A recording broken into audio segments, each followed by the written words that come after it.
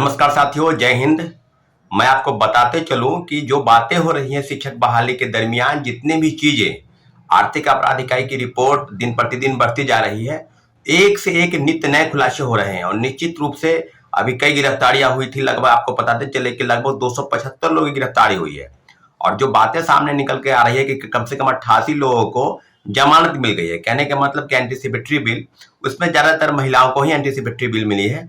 तो सारी चीजों पर अब जो बातें सामने आ रही है, कई गिरफ्तारियां हुई है, उसके संदर्भ में एक बात सामने आ रही है कि जो आरोपी हैं, जो पेपर लीक कांड के सॉल्वर गैंग, सरगना, शिक्षा माफिया, आप जो कह लीजिए, वो आरोपियों की जो बातें हैं, जो संबंध है, वो किसी बिहार सरकार के किसी मंत्री से उनके संबंध जोड़ के देखे जा रहे हैं। जाहिर सी बात है कि बीपीएससी ट्री यानी तीसरे फेज की बहाली की जो प्रक्रिया है, उसके संदर्भ में लगभग आप सारी चीजें बिल्कुल साफ हो गई है कि मामला जो है वो कहीं ना कहीं बीपीएससी के अंदर, यानी बीपीएससी के अधिकारियों और कर्मचारियों की मिली भगत के कारण ही सारे पेपर लीक कांड हुए।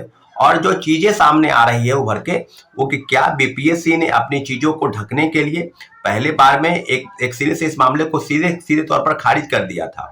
और अब जो बातें हुए हैं कि TRE 1 से लेकर TRE 2 तक जो प्रिंटिंग प्रेस का मामला है, जो क्वेश्चन पेपर छपने से पहले, QR कोड लगने से पहले सॉल्वर गैंग के पास, शिक्षा माफियाओं के पास चले जाना, तो बिल्कुल अब क्लियर हो चुका है कि सारे मामलों की तहकीकात की जाए। TRE 1 से लेकर TRE 2 तक हम लोग तो पहले से ही कह रहे थे कि जो कई मामले हैं जिसको लेकर बिल्कुल वीडियो के माध्यम से ये पता चल रहा था कि बहुत सारे लोगों का रोल नंबर एक जैसा हो गया, मतलब सीरियल वाइज आ गया।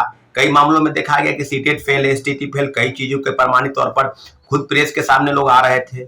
और कई वीडियो फुटेज देखने के बाद ये पता चल रहा था कि कई ऐसे बीपीएससी शिक्षक बन गए जिनको एबीसीडी का ज्ञान नहीं है, जिनको गृह मंत्री पता नहीं है, राज्य का देश के सीजीआई कौन है वो पता नहीं है, आदि आदि सब चीजें बिल्कुल अब बिल्कुल पानी की तरह साफ हो गया है मामला कि TRE 1 से लेकर TRE 2 तक पूर्व चेयरमैन बीपीएससी श्री अतुल प्रसाद जी की जो भूमिका है उसकी जांच होनी चाहिए। क्योंकि वो बोलते थे ना कि चांद पर जमीन खरीदने जैसा है, यानी कोई गड़बड़ी नहीं होगी। हम पूरी बहाली को पूरी निष्पक्षता के साथ, बिल्कुल ट्रांसपेरेंसी के साथ कराने जा रहे हैं। और बिल्कुल हम तो जितने भी बहाली कर रहे हैं सब में बिल्कुल पारदर्शिता होगी।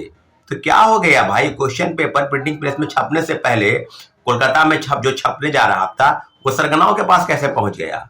और जो चीजें TRE 2 के संदर्भ में कही जा रही है आर्थिक अपराध इकाई की रिपोर्ट के हवाले से, कि जो पेपर था, यानी जो आरा के सेंटर पर जो परीक्षा केंद्र बनाए गए पूरे आरा में, वो आपको बताते चले कि सिवान, छपरा और गोपालगंज 3 जिलों के जो शिक्षक अभ्यर्थी थे सभी का सेंटर आरा में बनाया गया और उसको रटवाया गया।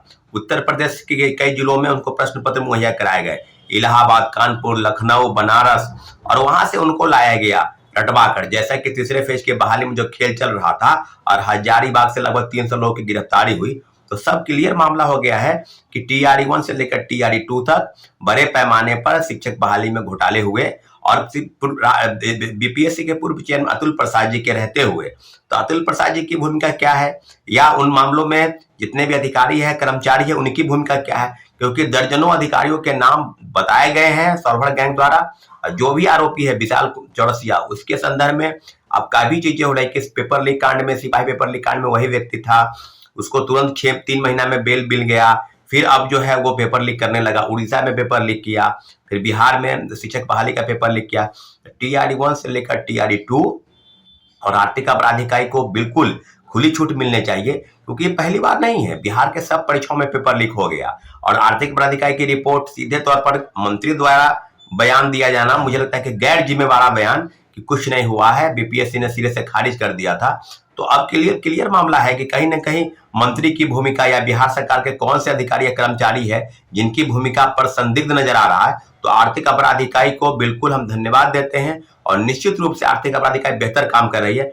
लेकिन बीपीएससी के पूर्व चेयरमैन और सदस्यों की भूमिका इस मामले की होनी चाहिए कि क्या उनके रहते हुए TRE 1 से लेकर TRE 2 तक जो बिहार में 2 लाख शिक्षकों की बहाली हुई वो किस तरफ जा रही थी।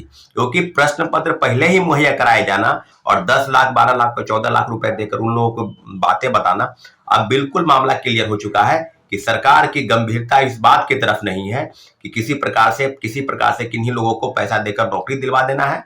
और मेरिट वाले जो छात्र हैं वो दर दर की ठोकरें खाने पर मजबूर हैं। निश्चित रूप से सारे मामलों की जांच होनी चाहिए। मैं अपने वीडियो के माध्यम से माननीय मुख्यमंत्री जी से आग्रह करता हूं कि टीआरई 1 से लेकर टीआरई 2 तक सारे मामलों की जांच होनी चाहिए और तब ये जाके मामला खुलेगा कि आखिर सरगना कौन था, क्योंकि कई मामलों पर लीपापोती हो जाती है। मुख्य सरगना कौन है वो तार आगे तक नहीं जा पाते हैं, बिल्कुल वो सिमट कर छोटे छोटे लोगों के पास ही रह जाते हैं और मामला को रफा दफा कर दिया जाता है। सारे मामलों की जांच होनी चाहिए टीआरई 1 से लेकर टीआरई 2 तक।